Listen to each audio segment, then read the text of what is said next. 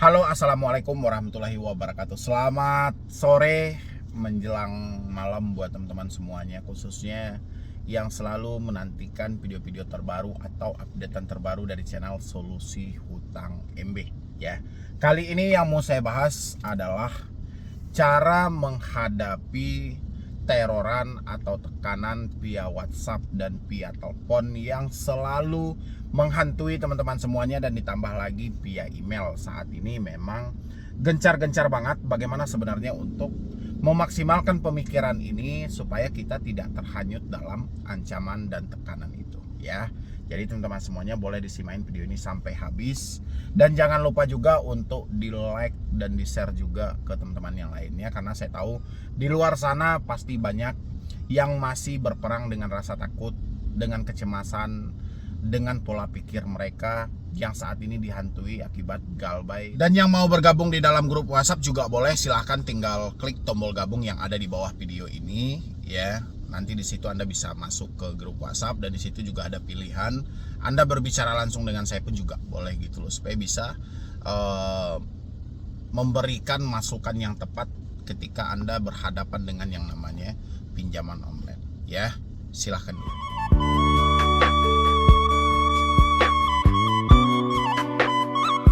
Oke, menghadapi debt collector via telepon dan via WhatsApp, apalagi via email, ini bukan perkara gampang ya di tengah situasi telat bayar dan gagal bayar gitu loh. Pasti banyak hal-hal yang selalu menakuti Anda, apalagi ada tekanan bahwa si DC akan turun ke lapangan atau si pinjol akan mengirimkan pihak-pihak ketiga mereka untuk menjemput tagihan langsung ke alamat si debitur yang telat bayar dan gagal bayar.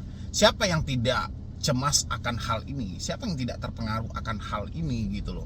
Pasti di dalam pemikiran dia banyak hal yang akan terjadi ya, banyak hal yang akan dia alami kalau hal ini benaran si debt collector itu akan datang ke rumah gitu loh ya. Mungkin beberapa hal yang terjadi ya bisa saja orang sekitar yang nggak tahu menjadi tahu, Anda selama ini menyembunyikan rahasia malah terbongkar ya, atau sengaja menutup-nutupi dari suami atau istri malah ketahuan ya, atau kita sengaja menutup ini orang tua yang katanya banyak riwayat jantung ya, yang katanya juga orang tua saya lagi sakit, takut hal-hal buruk terjadi. Itu efek-efek menurut dalam pemikiran teman-teman semuanya. Padahal ya, saya selalu menyampaikan di beberapa video, saya menyampaikan buat teman-teman semuanya, hati-hati dengan ancaman debt collector. Hati-hati ini bukan selalu kita harus menggambarkan kata hati-hati ini dengan rasa takut, tidak. Hati-hati dengan pola pikir kita terhanyut dengan ancaman dan tekanan itu ya. Karena tujuan awal dari debt collector ini melontarkan satu ancaman melalui WhatsApp adalah membuat kita ketakutan lebih awal ya. Anda boleh lihat lagi koleksi video saya menyampaikan kalau Anda sudah ketakutan, besar kemungkinan Anda akan gali lubang tutup lubang ya. Dan besar kemungkinan Anda akan kehilangan banyak harta di dalam hal itu. Kenapa? Karena orang ketakutan tidak pernah berpikir panjang ya. Dia selalu berpikir instan, bagaimana hal ini bisa teratasi secepat mungkin ya. Tidak ada lagi pemikiran yang meluaskan wawasan mereka, tidak ada lagi. Mereka tidak mau lagi berpikir menggunakan logika mereka. Mereka hanya berpikir jangka pendek. Sesaat itu, seketika itu, bagaimana hal ini bisa diatasi. Itu menurut versi teman-teman semuanya. Padahal untuk menghadapi teroran dan tekanan dari debt collector via WhatsApp, kita harus mencerna dulu. Kenapa mencerna? Kita harus perhatikan di situ posisinya debt collector ini yang mana.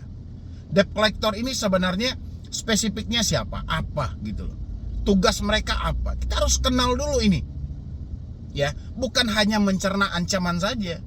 Ya, kita lihat dulu ada nggak di bawahnya. Bayarkan hutang Anda sesegera mungkin. Bayarkan jumlahnya melalui virtual account dan segala macam ya. Kita harus tahu di dalam chatan WhatsApp ini yang mana yang debt collector, yang mana bukan debt collector ya. Yang debt collector adalah nominal tagihan Anda, itulah debt collector sebenarnya. Soal ancaman itu bukan kapasitas debt collector, cuma pemanis dalam sebuah penagihan.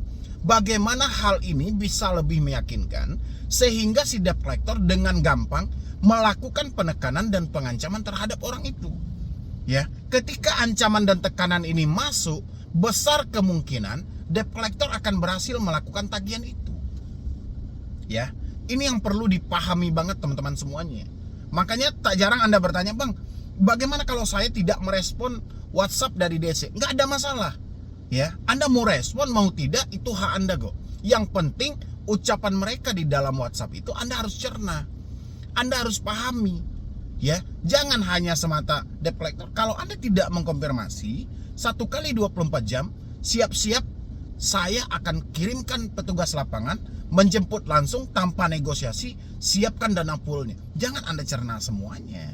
Ya, ini buat teman-teman semuanya nih yang selalu bermental kerupuk banget atau mental apa dikit-dikit mendapatkan chatan langsung baper, dapat tekanan seperti ini langsung cemas, dapat yang begini langsung bingung gitu. Tapi cerna dulu. Selagi Anda tahu fungsi debt collector itu adalah tugasnya menagih.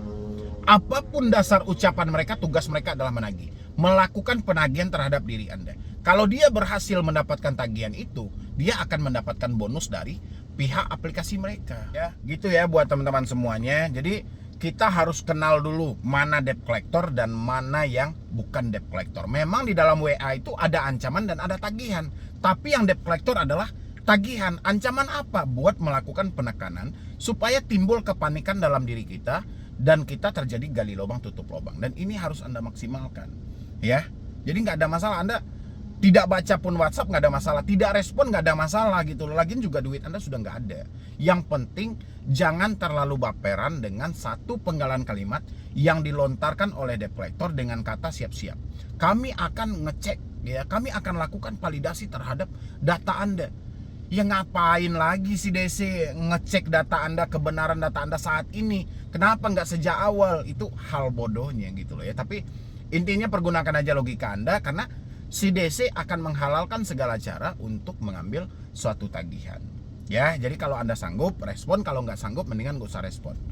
Ya, jadi yang penting jangan baper. Ini sepenggalan kata aja sama DC Anda sudah melengkapi semuanya. Yang rugi diri Anda sendiri. Habis itu debt collector via telepon. Via telepon juga Anda simain dulu. Kalau dia sudah mencaci maki, menghina, besar kemungkinan mereka tidak akan berani menghadapi Anda atau datang ke tempat Anda. Kenapa saya bilangnya seperti itu? Kalau dia sudah mencaci maki, berarti dia sudah cari mati gitu loh. Ya, dia nggak menyelamatin diri dia sudah caci maki. Habis itu besok hadir ke rumah orang, ya beda hal, beda kasus dalam hal itu. Makanya kalau si DC-nya sudah mulai garang, si DC-nya sudah mulai menekan, mencaci maki, menghina, kemungkinan dia tidak akan datang ke rumah Anda. Kalaupun dia datang ke rumah Anda, akan dengan versi yang berbeda. Dan segala upaya, misalnya Anda bilang, kenapa Anda kemarin ngancam-ngancam saya? Oh itu bukan kami bu, ini bukan ini bu, bukan ini, macam-macam.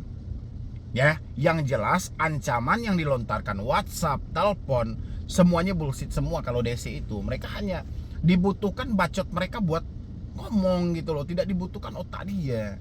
Ya, jadi dia segala cara akan dilakukan. Yang penting poin mereka Anda panik dulu, Anda stres dulu, baru dia bisa mengendalikan pemikiran Anda untuk pinjam sana, pinjam sini, pinjam sana dan pinjam sini.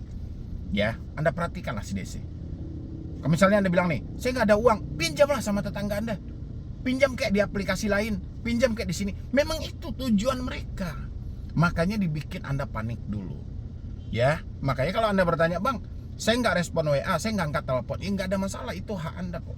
Ya, yang penting jangan baperan dengan pemikiran Anda sendiri.